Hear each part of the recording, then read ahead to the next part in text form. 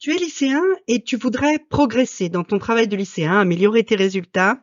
Et pourtant, malgré tes efforts, tu as l'impression que ça n'avance pas autant que tu pourrais le souhaiter.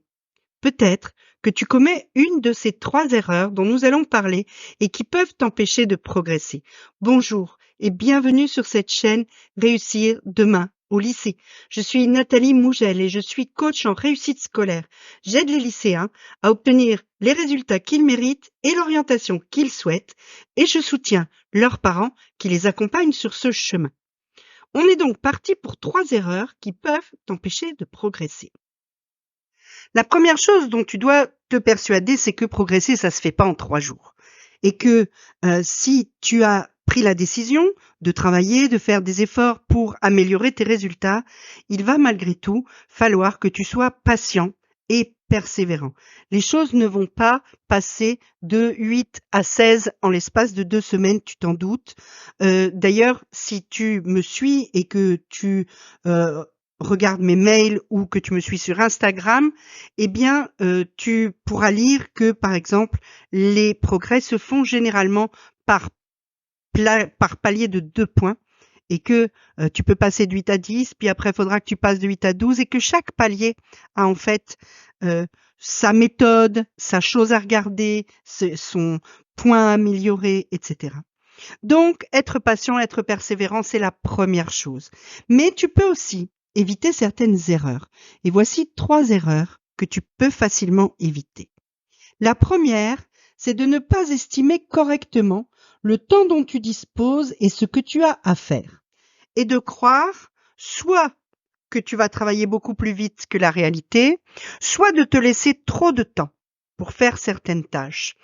Quel que soit le sens, si je puis dire, à chaque fois, ça va être un frein à ton progrès. Quand tu fais ta to-do list, quand tu fais la liste des choses que tu veux faire pour ta journée, c'est important que cette to-do list soit à la fois efficace et réaliste. Et que quand tu as un gros devoir à faire, un DM de français, un DS de maths à préparer, une disserte de philo, etc., tu découpes ces grandes tâches en tâches plus petites pour lesquelles tu pourras plus facilement estimer le temps dont tu as besoin. Et avant de commencer une de ces tâches ou de ces sous-tâches, quelle qu'elle soit, tu dois te fixer une deadline, c'est-à-dire un moment où tu as fini. Une deadline réaliste et précise. Si tu as par exemple 2 exercices de maths à faire, que ce sont des exercices de maths assez simples, tu peux les faire en par exemple 15 minutes si tu es en seconde, en 25 minutes si tu es en terminale. Mais tu dis à ton cerveau, là, on a 2 exos de maths à faire, dans 25 minutes c'est fini. Et tu dois t'y tenir. Et ton cerveau va se sentir un petit peu dans une situation d'urgence qu'il va s'arranger pour avoir fini ou pas loin en 25 minutes. Si tu dis à ton cerveau, ouah, mon gars, là, on a une disserte de philo à faire. On en a pour un moment. Et paf, tu te lances. Ton cerveau va prendre tout le temps dont il a besoin. Tu lui as dit on en a pour longtemps et en plus, t'as pas fixé de limite. Bon. Pourquoi voudrais-tu que lui se presse? Ton cerveau va toujours au plus facile, sache-le. Ça s'appelle la loi de Parkinson, rien à voir avec la maladie où tu trembles, qui fait que ton cerveau va prendre le temps que tu lui donnes. Et si tu lui donnes un temps limité, il va s'arranger pour avoir fini dans ce temps-là. Donc, maîtrise ton temps, ça va te permettre de faire plus de choses et de les faire plus efficacement. Deuxième erreur que tu peux commettre, c'est de ne pas faire de pause. Quand tu travailles, il faut que tu t'arrêtes régulièrement, que tu fasses une pause et que tu donnes à ton cerveau l'occasion de se reposer, de faire une trêve, de ne pas être en surchauffe permanente. Donc, il faut que tu travailles par petites plages. Tu trouveras sur ma chaîne ou sur mon Instagram beaucoup de choses sur la méthode Pomodoro, qui est une méthode où tu travailles 25 minutes, puis tu fais 5 minutes de pause, puis tu travailles 25 minutes, etc. Et c'est vraiment important parce que ça te permet d'être pendant la grande majorité du temps où tu travailles en pleine concentration.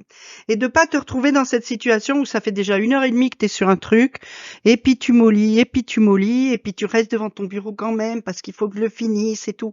Mais t'es fatigué, t'es plus concentré, tu regardes par la fenêtre, tu regardes si ton copain t'a pas envoyé un message, etc. En fait, t'es plus du tout efficace. Pourtant, t'es toujours sur ton bureau, et à la fin, tu vas dire, punaise, cette disserte de philo, ça m'a pris 4 heures. Non. Si tu fais 25 minutes, pause 5 minutes, 25 minutes de travail, pause 5 minutes, et que à chaque fois tu es concentré, tu vas t'apercevoir que dans les 25 premières minutes, tu as trouvé les idées, 25 minutes suivantes, tu as créé ton plan, 25 minutes suivantes, tu as fait ton intro, etc. Et du coup, eh bien, au lieu de mettre 4 heures à faire ta disserte de philo, bah, tu mettras peut-être 2 heures ou 2 heures et demie. Et ça te fait plein de temps gagné que tu peux utiliser pour faire autre chose, soit d'autres devoirs, si vraiment t'en as beaucoup, soit quelque chose qui te fait plaisir. Et ça, c'est encore mieux.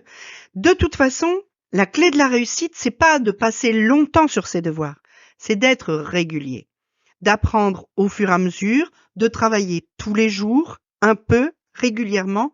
C'est la clé de ta réussite. C'est ce qu'on appelle l'effet cumulé.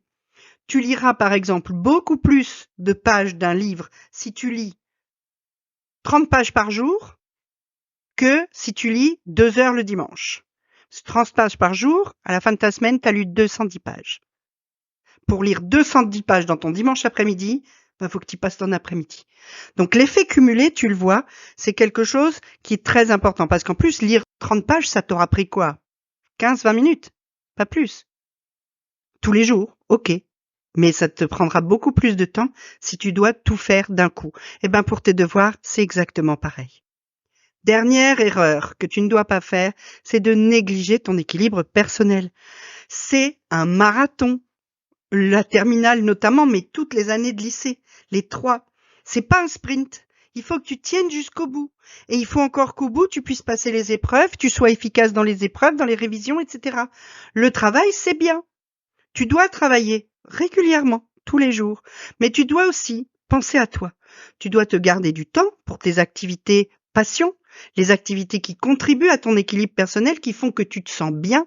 Ça peut être n'importe quoi, ça peut être du macramé, de la natation, aller courir, aller dans la forêt, promener ton chien, aller voir des films au cinéma parce que c'est ta passion, aller faire du poney, On a tous comme ça des activités qui sont des activités qui nous ressourcent, des activités qui nous donnent de l'énergie en fait, alors qu'on a fait quelque chose pendant 1 heure et quand on a fini, on se sent plus plein d'énergie que quand on a commencé. Elles sont très rares ces activités, mais elles sont très précieuses. Ce sont les choses qui te font du bien et ce sont les choses qui font que tu vas tenir sur le long terme, que tu vas pouvoir continuer à travailler régulièrement tous les jours pendant 3 mois, 6 mois, 9 mois. Donc, il est très important que tu gardes ces activités-là et que tu ne négliges pas ton équilibre personnel pour te donner l'occasion d'aller au bout du marathon et de bien terminer ton année et pas mon père il avait une expression pour ça, il disait commencer comme un boulet, finir comme un bouset.